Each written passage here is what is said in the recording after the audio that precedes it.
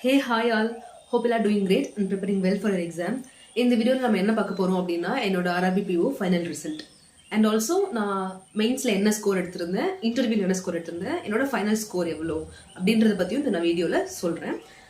And also சில பேர் கேட்டுட்டு இருந்தீங்க மெயின்ஸ் எப்படி ப்ரிப்பேர் பண்ணணும், என்ன சோர்சஸ் யூஸ் பண்ணீங்க அப்படின்றத கேட்டுட்டு இருக்காங்க. அதை பற்றியும் நான் இந்த வீடியோவில் சொல்கிறேன். ஃபர்ஸ்ட் ஆஃப் ஆல் என்னோட இன்டர்வியூ ஸ்கோர் வந்து 13.81. நான் லாஸ்ட்டாகவே வீடியோவில் சொல்லியிருப்பேன் நான் இன்டர்வியூ எப்படி பண்ணியிருக்கேன் அப்படின்றத. போன வீடியோ பார்த்தீங்கன்னா நான் 2 பார்ட்டாக சொல்லியிருப்பேன். ஒன்று வந்து மார்க் இன்டர்வியூ, இன்னொன்று வந்து ஆக்சுவல் இன்டர்வியூ நான் எப்படி பண்ணேன், எனக்கு என்ன கொஷின்ஸ் கேட்டிருந்தாங்க அப்படின்றதையும் நான் சொல்லியிருந்தேன். ஸோ என்னோட இன்டர்வியூ மார்க் வந்து 13.81 அப்படின்றது தான் என்னோட இன்டர்வியூ மார்க். என்னோட மெயின் ஸ்கோர் எவ்வளோ அப்படின்னா 87.44. அதை வந்து நம்ம இன்டூ 80/200 நம்ம போட்டு கால்குலேட் பண்ணுவோம்ல, அந்த கால்குலேஷன்ல எவ்வளோ வந்துச்சுன்னா எனக்கு வந்து 34.95. அண்ட் என்னோட டோட்டல் ஸ்கோர் வந்து 48.78. ஸோ கைஸ், எனக்கு வந்து RRBPO ஃபைனல் ரிசல்ட் கிளியர் ஆகலை. நேற்றையே இந்த வீடியோ நான் அப்லோட் பண்ணியிருக்கலாம், ஆனால் வந்து எனக்கு நான் அப்போது ஸ்டேபிளான மைண்டில் இல்லை. நெக்ஸ்ட் என்ன பண்ண போகிறோம், என்ன ஆகும், திருப்பி ஒரு 1 இயர் படிக்கணுமா அப்படின்ற ஒரு தாட்டு. வீட்டில் கொஞ்சம் pressure. As you all know, நம்ம வீட்டில் எல்லாருக்குமே, நம்ம ஆஸ்பிரன்ஸ் எல்லார் வீட்லேயுமே இந்த மாதிரி ஒரு ப்ரெஷர் இருக்கும். இப்போ லாஸ்ட்டு ஒரு ரிசல்ட்டை ஹோப் பண்ணி இருந்துட்டு அந்த ரிசல்ட் வரல அப்படின்னா அடுத்து நம்ம என்ன பண்ண போகிறோம் அப்படின்றது நம்ம யாருக்குமே தெரியாது. வீட்லேயுமே அது வந்து அவங்களால ஏற்றுக்க முடியாது, அக்செப்ட் பண்ணிக்க முடியாது. அவங்களுக்கும் பயமாக இருக்கும், இவ்வளோ 2 இயர்ஸ் 3 இயர்ஸ் வேஸ்ட் பண்ணுறோம் அப்படின்ற ஒரு தாட்லாம் வர ஆரம்பிச்சிடும். அப்படி தான் இருந்துச்சு எனக்கும். கொஞ்சம் நானே ஓகே நம்ம கம்பேக் கொடுக்குறோம் அப்படின்னு நினச்சிட்டு தான் இந்த வீடியோ இன்னைக்கு நான் வந்து அப்லோட் பண்ணுறேன். அது மட்டும் இல்லாமல் நிறைய பேர் எனக்கு வந்து கமெண்ட்டில் கேட்டிருந்தீங்க அண்ட் டிஎம்லையும் கேட்டுகிட்டே இருந்தீங்க என்னாச்சு ரிசல்ட் அப்படின்ட்டு. டெலகிராமில் கேட்டிருந்தீங்க, நான் கிளியர் ஆகலை அப்படின்றத சொல்லியிருந்தேன். எல்லாரும் பார்த்துருக்க மாட்டீங்க. ஸோ இந்த வீடியோவில் சொல்லணும், எல்லாருக்கிட்டையும் சொல்லணும் அப்படின்னு சொல்லிட்டு யோசித்தேன். ஏன்னா நீங்கள் கேட்டுகிட்டே இருப்பீங்கல்ல, ரெகுலராக சில பேர் வந்து என்னோடய வீடியோஸ் ஃபாலோ பண்ணுவீங்க. ஸோ அவங்களுக்காக இதை வந்து வீடியோவாக சொல்லலாம் அப்படின்ட்டு நான் இந்த வீடியோ அப்லோட் பண்ணுறேன். அண்ட் மெயின்ஸில் வந்து 87.44ன்றது ஒரு ஓகேஷான மார்க் தான். நமக்கு வந்து 68 தானே கட் ஆஃப். ஸோ 87ன்றது நல்ல மார்க் தான் இருந்துச்சு. மேபி நான் என்ன யோசித்தேன் அப்படின்னா, போன வருஷம் வந்து 51 நமக்கு கட் ஆஃப்னு சொல்லியிருந்தாங்க. தட் இஸ் ஜென்ரலுக்கு வந்து 51 பாயிண்ட் சம்திங் வந்து கட் ஆஃப் வந்துச்சு. இந்த வருஷம் 52 அந்த மாதிரி கூட இருக்கலாம். நமக்கு ஒரு வேலை இன்டர்வியூவில் ஓரளவு 17 18 போட்டாங்க அப்படின்னா நம்ம வந்து கிளியர் பண்ணிடலாம் அப்படின்ற ஒரு சின்ன ஆசை எழுந்துட்டு இருக்கும். எல்லாருக்குமே இருக்கும் தானே, அந்த ஆசை எனக்கும் இருந்துச்சு. ஆனால் பார்த்தா இவங்க கொண்டு போயிட்டு 55ல் வச்சுருக்காங்க கட் ஆஃப். இது என்ன சொல்கிறேன்னு தெரியல. எதுக்கு அவ்வளோ பேர் எடுக்கணும் அப்படின்றதான் என்னோட கொஷின். லைக் மெயின்ஸில் அவ்வளோ கம்மியாக ஒரு கட் ஆஃப் வச்சுட்டு இப்போ வந்து கட் ஆஃப் கொண்டு போய் எடுத்துனா எப்படி இருக்குன்னு யோசிச்சு பாருங்களேன். அதுவும் இன்டர்வியூவில் என்னோட ஃப்ரெண்ட்ஸ்க்கு 5 மினிட்ஸ்க்கு கம்மியாகவும் நடந்திருக்கு, 3 மினிட்ஸ்லாம் நடந்துட்டு இருக்கு. போயிட்டு அவங்க கரெக்டாக அவங்க சாப்பிட்டுட்டு வந்திருக்காங்க. பேரல்ஸ் வந்து சாப்பிட்டுட்டு வந்து உட்காடுறாங்க. உட்கார்ந்த நேரத்தில் 2 பேனல் தான் இருந்திருக்காங்க, மிச்சம் எல்லாரும் சாப்பிட்டுட்டு இருக்காங்க. இவங்க 2 பேர் மட்டுமே ஒரு பொண்ணுக்கு வந்து இன்டர்வியூ கண்டக்ட் பண்ணி அவங்கள வந்து 2 மினிட்ஸில் வந்து ஜஸ்ட் நீங்கள் எங்கேயாவது வரீங்க, செல்ஃப் இன்ட்ரோ சொல்லுங்கள், அவ்வளோதான். லாஸ்ட்டாக ஏதோ ஒரு பேங்கிங் டர்ம் கொஷின்ஸ் மட்டும் கேட்டிருக்காங்க. இந்த மாதிரி ஒரு பண்ணுறதுக்கு, இந்த மாதிரி ஒரு இன்டர்வியூ எடுக்கிறதுக்கு அவங்க வந்து கம்மியான மெம்பர்ஸே மெயின்ஸில் செலக்ட் பண்ணலாம்ல. மெயின்ஸ்லேருந்து இன்டர்வியூக்கு வந்து கம்மியான மெம்பர்ஸ் வந்து செலக்ட் பண்ணோம் அப்படின்னா அவங்க குவாலிட்டி இன்க்ரீஸ் ஆகும். ஸோ என்ன சொல்கிறேன்னு தெரியல. முடிஞ்சிருச்சு, அவ்வளோதான். நேற்று ஃபுல்லாகவே கொஞ்சம் அப்செட்டாக தான் இருந்தேன். அதுக்கப்புறம் இன்னைக்கு தான் ஓகே அப்படின்ட்டு சரியாயிட்டு வந்துட்டுருக்கேன். அண்ட் இப்போ ஓகே தான். நான் வந்து நெக்ஸ்ட் நம்ம திருப்பியும் படிக்கணும் அப்படின்ற ஒரு தாட் வந்துருச்சு. கிளர்க்கு வந்து நான் ரொம்ப நம்பி இருப்பேன் அப்படின்னு நான் சொல்லலை, ஏன்னா எனக்கு ஷோராக தெரியல நான் எந்த அளவு பண்ணியிருக்கேன் அப்படின்ட்டு. IBPS கிளர்க் வந்து ஓகேஷாக பண்ணியிருக்கேன். RRB கிளர்க்லாம் இந்த இன்டர்வியூன்னு சொல்லிட்டு ஃபுல்லாக வேஸ்ட் பண்ணிட்டேன். அப்புறம் SBI கிளர்க்கும் ஓரளவு நல்லா பண்ணல.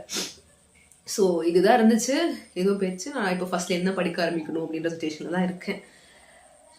நீங்கள் எல்லோரும் எப்படி பண்ணியிருக்கீங்க அண்ட் எத்தனை பேருக்கு கிளியர் ஆயிருக்கு அப்படின்றத சொல்லுங்கள்.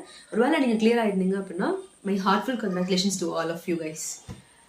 அண்ட் நீங்கள் ஒருவேளை கிளியர் பண்ணல, மற்றவங்க கிளியர் பண்ணல அப்படின்னா பரவாயில்ல, நம்ம வந்து இந்த வருஷம் தான் லாஸ்ட்டு அப்படின்ற ஒரு தாட்டை மைண்டில் வச்சுக்கிட்டு கம்பேக் கொடுக்கணும். கண்டிப்பாக வந்து இப்போலேருந்தே நம்ம படிக்க ஆரம்பிக்கணும். இந்த 3 months நம்ம எப்படி படிக்கிறோம் அப்படின்றது தான் நம்ம நெக்ஸ்ட் இயரை வந்து டிசைட் பண்ணணும். ஸோ கைஸ் நான் வந்து மெயின்ஸில் எப்படி படித்தேன் அப்படின்றத கேட்டுகிட்டே இருந்தீங்க. அவங்களுக்காக தான் இப்போ நான் சொல்கிறேன். ஃபஸ்ட்டு ரீசனிங்கில் என்னோட அட்டெம்ப்ட் சொல்கிறேன் அண்ட் என்னோட மார்க் சொல்கிறேன். அந்த மாதிரி ஒரு செக்ஷனும் என்னோட அட்டெம்ப்ட்ஸு என்னோட மார்க் நான் சொல்கிறேன். ஃபஸ்ட்டு ரீசனிங்கில் வந்து 21 அட்டெம்ப்ட்ஸ் கொடுத்துருந்தேன். என்னோட மார்க் வந்து 19.75. நான் ரீசனிங்க்கு என்ன பண்ணேன் அப்படின்னா, முன்னாடி ப்ரிலிம்ஸ் படிக்கிற நேரத்தில் வந்து எனக்கு மோஸ்ட்லி நான் சம் போட்டுகிட்டே இருப்பேன். வீடியோலாம் ரொம்பலாம் பார்க்க மாட்டேன், நார்மலாக தான். வீடியோஸில் ரொம்ப பார்க்க மாட்டேன் ரீசனிங்ஸ்லாம். சம் அதிகமாக போட்டுட்டு இருப்பேன், அவ்வளோதான். அப்புறம் கம்ப்யூட்டர் அவேர்னஸ் எடுத்துக்கிட்டோன்னா 28 அட்டெம்ப்ட் கொடுத்துருந்தேன். 15.50 தான் என்னோட மார்க்கு. ஸோ கம்ப்யூட்டர் அவேர்னஸில் கம்மி மார்க்கு, அதில் இன்னும் கொஞ்சம் இன்க்ரீஸ் பண்ணியிருக்கணும். இதில் வந்து நான் என்ன சோர்ஸ் யூஸ் பண்ணேன் அப்படின்னா, அரிஹண்ட் யூஸ் பண்ணேன். அப்புறம் வந்து லிவன் சாரோட வீடியோஸை வந்து நான் பார்ப்பேன். அதை வச்சு தான் நான் அது படித்தேன். அப்புறம் வந்து கொஞ்சம் வந்து சச்சின் அரோரா சாரோட வீடியோஸ் வந்து நான் பார்த்தேன். ரொம்பலாம் பார்க்கல, ஓரளவு பார்த்தேன், அவ்வளோதான். அதுக்கப்புறம் பார்த்தோன்னா ஜென்ரல் அவேர்னஸில் வந்து நான் 26 அட்டெம்ப்ட் கொடுத்துருந்தேன். என்னோட மார்க் வந்து 17.25. இது கொஞ்சம் நல்ல மார்க் தான். அதில் தான் கொஞ்சம் மார்க் வந்து எக்ஸ்ட்ரா இருக்குது.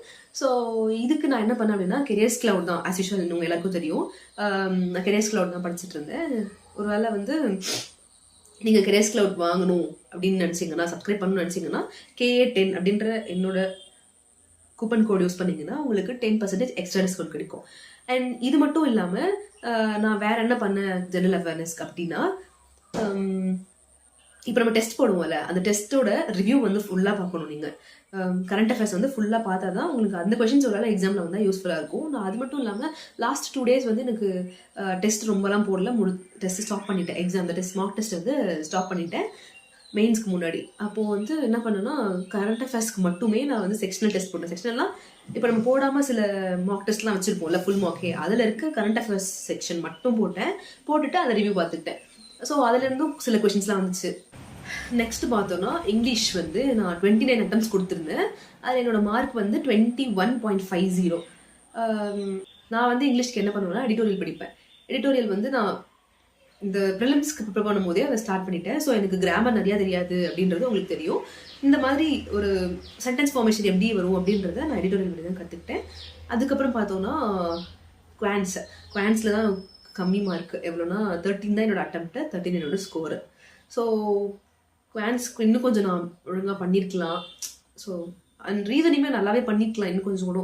அது ஏன் விட்டேன் அப்படின்றது எனக்கு தெரியல. ஆக்சுவலாக எனக்கு வந்து மெயின்ஸ் அன்னைக்கு வந்து நான் என்ன பண்ணியிருந்தேன்னா, RRBPO மெயின்ஸ் அன்னைக்கு எனக்கு சுத்தமாக உடம்பு சரியில்லை. அன்றைக்கு அந்த உடம்பு சரியில்லை அப்படின்னோடனே டேப்லெட் வாங்கி போட்டுட்டு அன்றைக்கி ஜூஸ் குடிச்சிட்டு அதுக்கப்புறம் தான் அந்த எக்ஸாம் போய் எழுதிட்டு வந்தேன்.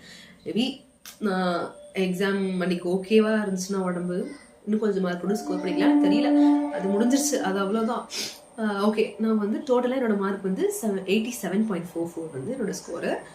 இதில் வந்து நம்ம 80/200 கன்வெர்ட் பண்ணும்போது 34.97 வந்து என்னோட ஸ்கோர். அண்ட் என்னோட டோட்டல் ஸ்கோர் வந்து 48, that is final cut off வந்து 48.78 வந்து என்னோடது ஃபைனல் கட் ஆஃப். அவ்வளோதான்.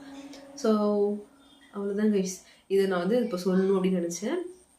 நம்ம வந்து இப்போது நெக்ஸ்ட் என்ன பண்ண போகிறோம் அப்படின்னு பார்த்தோன்னா, எல்லாருமே ஒரு கன்ஃபியூஷன் ஸ்டேட்டில் தான் இருப்போம், ஒரு டென்ஷனில் இருப்போம், ஒரு பயத்தில் இருப்போம். என்ன ஆகும் நம்ம கெரியர், நம்ம கரெக்டான பாத் எடுத்தோமா இல்லையா அப்படின்றத யோசிச்சு தான் இருப்பீங்க. நானே யோசிச்சுட்டு தான் இருந்தேன். அண்ட் செல்ஃப் டவுட்டுமே எனக்கு இருந்துகிட்டே இருந்துச்சு.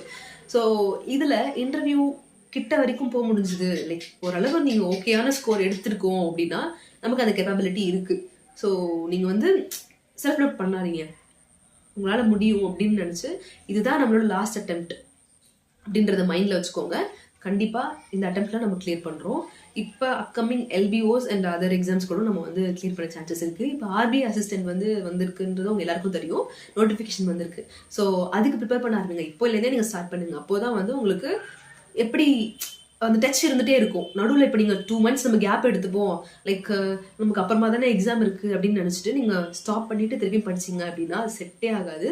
இந்த மாதிரி தான் என்னோட ஃப்ரெண்ட்ஸு அண்ட் நான் எல்லாருமே வந்து டைம் வேஸ்ட் பண்ணிட்டு இருக்கோம். லைக் 2 yearsஸாக நான் அதுதான் அப்படி தான் பண்ணேன். அதனால 2 months இருந்துச்சுன்னா ஜாலி அப்படி சொல்லிட்டு நான் அது ஒரு படிப்போம், கொஞ்சம் படிப்போம், படிக்க மாட்டேன், அந்த மாதிரி தான் சுற்றிட்டு இருப்பேன். ஸோ செட்டே ஆகாது. இப்போ நம்ம உருப்படியாக யூஸ் பண்ணோம் அப்படின்னா வீடியோஸ் பார்க்குறது, நமக்கு தெரியாத கண்டென்ட்ஸ்லாம் வந்து தெரிஞ்சு வச்சுக்கிறது, லைக் வீக் ஏரியாஸ்லாம் வந்து ஆவரேஜ் ஆக்கி வச்சுக்கோங்க. அது மாதிரி ஆவரேஜாக இருக்கிறத ஸ்ட்ராங் ஆக்கி வச்சுக்கோங்க. அந்த மாதிரி பண்ணிங்கன்னா தான் உங்களுக்கு வந்து அப்கமிங் எக்ஸாமில் கண்டிப்பாக கிளியர் பண்ண முடியும். இப்போ காம்படிஷன் பயங்கர அதிகமாகிட்டு இருக்கு.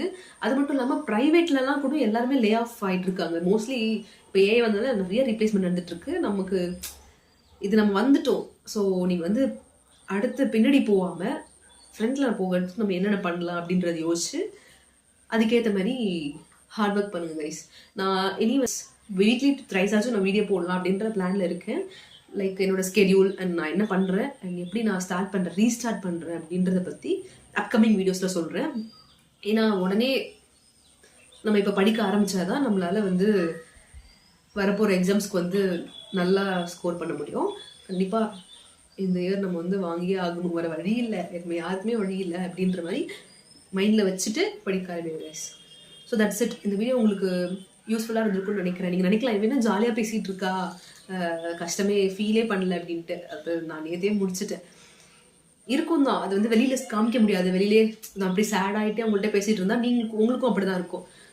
நான் ஓரளவு ஓகேவா பேசினேன் அப்படின்னா உங்களுக்கும் வந்து மோட்டிவேட்டடாக இருக்கும். ஓகே, நம்ம மட்டும் அப்படி இல்லை, நம்ம கூட இவங்களும் இருக்காங்க. ஸோ இவங்களே வந்து நம்மளை அந்த கஷ்டத்தை தாண்டி வராங்க அப்படின்னா நம்மளாலையும் தாண்டி வர முடியும் அப்படின்ற தாட் உங்கள் எல்லாருக்குமே வரும். அதுக்காக தான் இந்த மெயினாக இந்த video. So that's it guys. இந்த வீடியோ உங்களுக்கு யூஸ்ஃபுல்லாக இருக்கும்னு நினைக்கிறேன்.